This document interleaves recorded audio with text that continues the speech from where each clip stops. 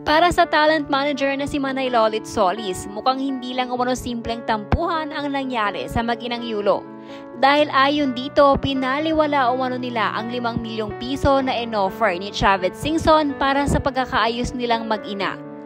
Dagdag pa ni Lolit, sa gitna umano ng personal na problema ni Carlos Yulo at Angelica Yulo, nananatili pa ding umanong focus si Carlos sa naging laro nito noong Olympics. Talagang hindi umano maikakaila ang focus ni Carlos para makamit ang 2 gintong medalya. Salve, sa life natin talagang maraming twists and turns. Isang wrong move pwede masira ang buong buhay mo. Isang flip of finger pwede rin mabago ang buong kapalaran mo. Gaya ni Carlos Yulo, isang iglap naging hero siya ng bayan, naging idol ng lahat. At isa ring pagkakataon na nalaman ng buong bayan ang problema niya sa pamilya. So ironic, sa halip na masaya ang lahat, heto at fiesta din pag-usapan ang family problem. Hindi ba pwede iyong masaya muna, hayaan na muna iyang mga nagdaan na bagyo sa buhay nila? Give Carlos Yulo the moment, deserving siya lumigaya at mag-enjoy. Give him the moment. Iyong mga gusto makisawsaw, okay lang at mukha namang matibay si Carlos Yulo sa intriga. Iyan ang kayang-kaya ng mga tulad naming laki sa kalye. Keber ang mga nonsense na issues, tuloy ang buhay. Lagi lang forward, no looking back. Nandyan na si Carlos Yulo, nasa itaas na. Mahirap nang hilahin pababa. Savor the moment, sige lang sa mga side issues. Matatapos din yan, basta mahalaga, sana lahat ng pangako kay Carlos Yulo matupad. Huwag OPM, tapos wala pala. Ilista lahat ng pledge at singilin. Doon mag-focus si Carlos Yulo. Nasa mga milyones na promise at mag-enjoy. Salve, inggit ako kay Georgie dahil mamimit niya ngayon si Carlos Yulo. Imagine mo, meeting the champion ang drama ngayon ni Georgie. Alam nyo ba na hanga ako sa emotional strength ni Carlos Yulo ha? Imagine mo na ganun pala ang drama sa real life niya pero nagawa pa rin niya mag-focus ng gusto sa kanyang ginagawa. And come out a champion.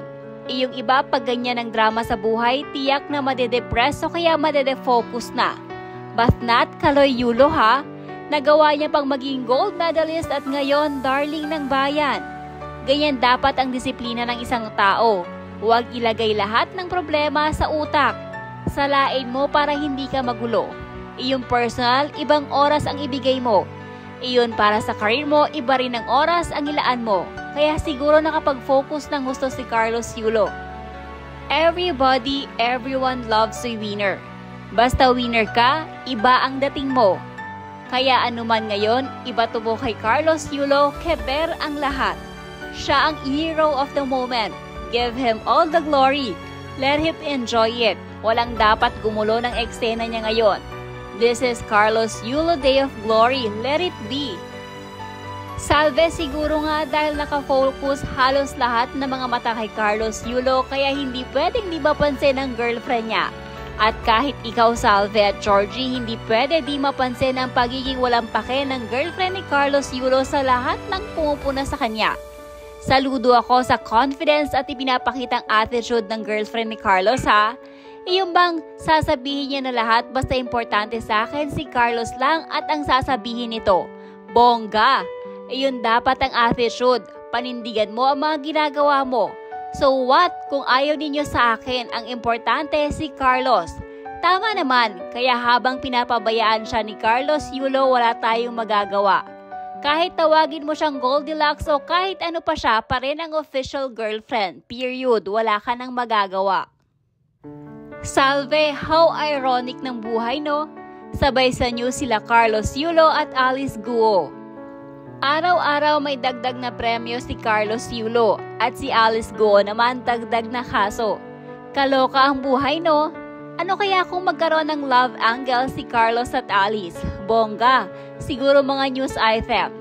Talagang magbabaga. Ewan ko ba sa imagination ko Salve at Georgie kung bakit ano-ano pumapasok. Talagang napaka-naughty pa akong minsan. Talagang pag winner ka tulad ni Carlos Yulo, lahat ng branches sa buhay mo kasali. Pati na mga tao kung anong iisipin mo wala namang significance. Gaya ng mga dating kalaro, kapitbahay o kung sino man sabit sa buhay niya. Bakit hindi na lang nila hintayin i-acknowledge sila? Hayaan mo na si Carlos sa kanyang moment of glory. Huwag makipag-agawan ng eksena, pero lagi namang ganyan, mahilig talaga tayo sa subplots. Mga dagdag kwento hanggang meron bago na dumating. Kaya enjoy while it lasts. Sanang lang lahat ng promise na cash prize mapunta sa mabuti. Yung iba, sana iyong facilities para sa training o kaya matulungan iyong ibang athletes naman nakapos. Sana hindi lang si Carlos Yulo ang maka-avail ng mga magagandang bagay. Mabigyan din iyong iba. Marami pang may chance manalo. Kung bibigyan ng chance at least ngayon, bawat athlete hahanapan mo na ng potential. Palagay mo Salve at Gorgie. Diba exciting ang iba-ibang aspect ng story ni Carlos Yulo at Alice Guo Bongga, diba? Salve siguro malalim ang tampo sa puso ni Kaloy Yulo para mahirapan siyang kalimutan ang galit sa puso niya. Imagine mo na baliwala ang 5M na ibibigay ni Chavez Singson basta magbati lang silang pamilya. Para hindi ito gawin talagang matindi. At para kahit nasa alapaap na siya, hindi pa rin niya matanggap. Ibig sabihin sobra sa lalim. Pero kung kahanga-hanga dahil kahit meron siyang personal problems, na focus pa rin niya ang sarili para manalo ng gold. Meron siyang discipline na kailangan ng isang athlete. Tiyak na malayo pa ang aabutin niya sa career niya. Hintayin natin siya kung ano ang desisyon niya sa family life nila. Kung gusto niya ayusin, ayusin niya yan. Nasa kanya ang desisyon, anuman gusto niya mangyari, buhay niya at desisyon niya. Basta naibigay niya ang karangalan para sa bansa natin, magpasalamat tayo. Salute Carlos Yulo, bongga ka!